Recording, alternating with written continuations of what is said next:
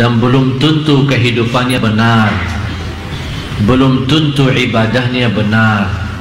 Malah Rasulullah sallallahu alaihi wasallam bersabda, seorang hamba Allah 60 tahun salat, tapi selama 60 tahun tidak diterima salatnya. Ditanya oleh sahabat, ya Rasulullah, bagaimana bisa terjadi seorang 60 tahun tidak diterima salatnya? Kata Rasulullah sallallahu alaihi wasallam, li'annahu la yutimmu ruku'aha wala sujudaha, karena dia tidak berusaha maksimal untuk menyempurnakan rukuknya dan sujudnya. Dan kita lihat kondisi dan keadaan banyak di antara jamaah kita yang kita sayangi dan kita cintai. Banyak di antara jamaah terlalu keburu selesaikan salatnya, apalagi salat sunnah qabliyah ba'diyah, apalagi duha dan yang lain-lain. Kapan kira-kira saatnya kita bisa menikmati ibadah salat? Jangan sampai kita termasuk dalam ancaman hadis Rasulullah sallallahu alaihi wasallam, 60 tahun tapi tidak diterima oleh Allah Subhanahu wa taala salatnya. Nauzubillah. Mudah-mudahan kita semua menjadi orang-orang yang bisa mendekatkan dirinya kepada Allah karena salat yang khusyuk, salat yang sempurna rukuknya dan sujudnya. Marilah kita sama-sama mempelajari dan masuki kepada amalan-amalan yang bisa membawa kita, bukan hanya kita cinta Allah, tapi Allah Subhanahu wa ta'ala juga mencintai kita semua. Karena mendapatkan kenikmatan dicintai Allah, ini sebuah kenikmatan yang cukup istimewa. Banyak orang yang dilalaikan, banyak orang yang tertipu oleh syahwat, hawa nafsu dan dunia. Walaupun dia punya target mencari ridha Allah Subhanahu wa ta'ala dan menjadikan tujuan kehidupannya, qul inna salati wa nusuki wa mahyaya wa mamati lillahi rabbil alamin la syarika lah wa bidzalika umirtu wa ana minal muslimin. Jadi orang-orang yang sudah membaca ayat ini berkali-kali di dalam iftitah salatnya, ternyata dia tidak mendalami arti daripada doa ini. Dia tidak merasakan kekuatan doa ini dan tidak menikmati bagaimana bisa terwujud benar-benar inna salati wa nusuki wa mahyaya wa mamati lillah, semata-mata karena Allah, syukur karena Allah, sabar karena Allah, ikhlas karena Allah, salat karena Allah, bersedekah karena, silatul rahim karena. Di mana saja berada, selalu kita menjadikan diri kita dan kurbankan segala yang kita miliki karena Allah, baru akan terbentuk, akan Allah balas mencintai kita. Orang-orang yang dicintai Allah Subhanahu wa ta'ala, orang yang senantiasa membaca Al-Quran. Tapi bagaimana prinsip orang baca Al-Quran tapi dicintai Allah? Karena selama ini Bapak Ibu, saya yakin Anda semua suka baca Al-Quran.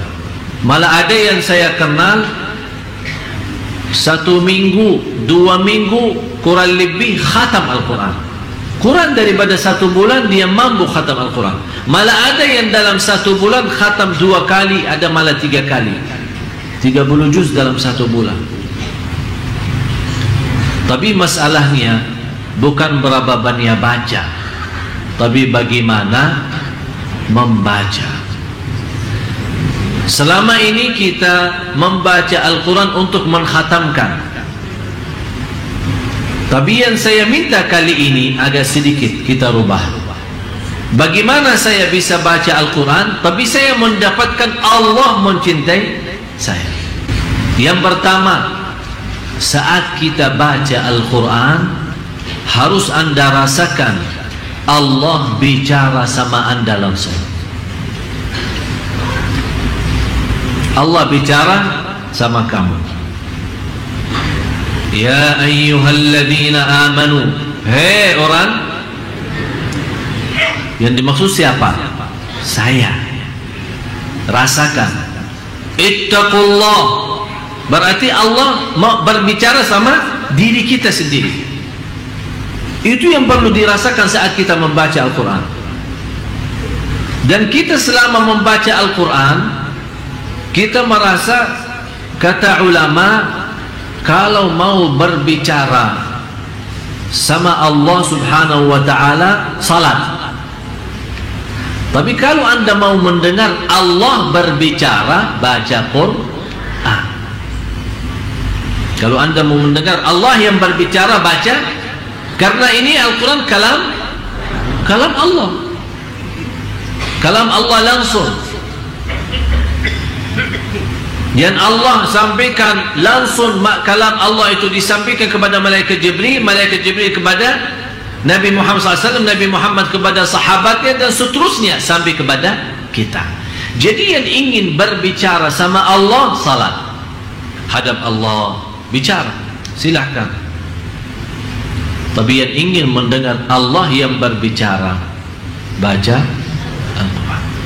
Jadi saat anda baca Al-Quran, Bismillahirrahmanirrahim, anda rasakan mendengar kalam Allah. Jadi jangan anda hanya membaca. Ada seorang membaca hanya lewat mata.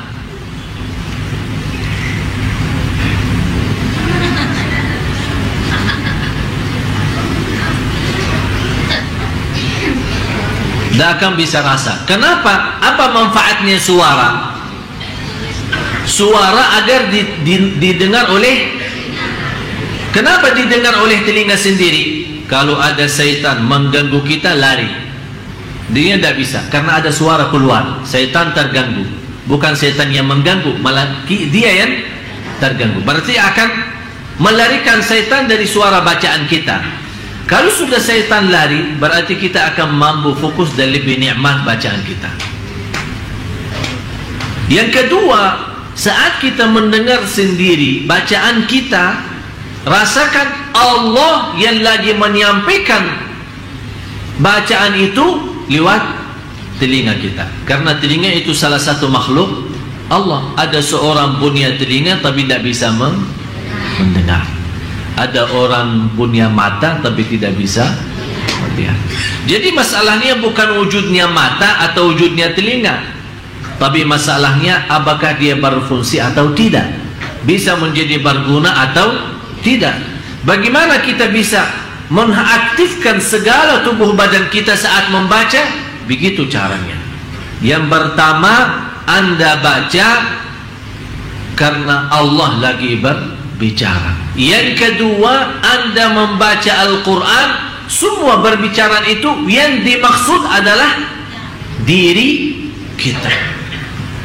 Yang ketiga, itu yang terindah dalam bacaan Al-Quran, setiap kita baca ada rasa saya tidak mau berhenti, karena saya lagi nikmati dan merindukan mendengar kalam Allah, mendengar bicaraan Allah sama saya. Jadi begitu anda baca, jangan anda punya bayangan dan fikiran kapan mau selesai.